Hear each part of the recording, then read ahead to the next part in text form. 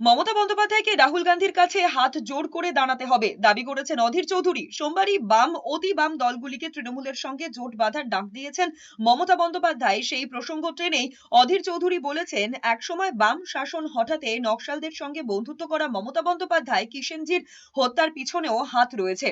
এখন নিজেই রাজনৈতিক অস্তিত্ব সংকটে ভুগছেন, বিপদে পড়ে বাঁচাও বাঁচাও করে সবাইকে ডাকছেন। তার মতে প্রাক্তন মুখ্যমন্ত্রী এখন হতাশায় রয়েছে। খোঁচা দিয়ে বলেছেন, মমতা বন্দ্যোপাধ্যায়ের বেঁধে দেওয়া টাইম টেবিল বিকেল 4টে থেকে 6টার মধ্যে ওর বাড়িতে কারা দেখা করতে যাচ্ছেন সেটা তিনি দেখতে চান। যদি কেউ যায় তবেই বোঝা যাবে বাংলার মানুষ তাকে আন্দোলনের নেত্রী হিসেবে এখনো স্বীকৃতি দিচ্ছে কিনা। যখন সেই বামদের তাড়ানোর সময় হয়েছিল তখন নকশালদের সঙ্গে দোস্তি করেছে সবাই জানে। সেই নকশাল নেতা কিষাণজিকে হত্যা করেছে মমতা ব্যানার্জি, সেটাও সবাই জানে।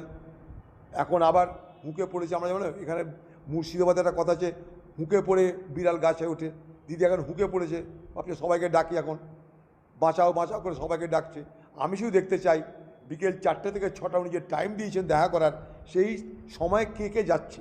আগামী দিনে এই পশ্চিমবঙ্গের মুখ্যমন্ত্রীকে দেখবেন কংগ্রেসের কাছে হাত জোড় করে দাঁড়াতে হবে।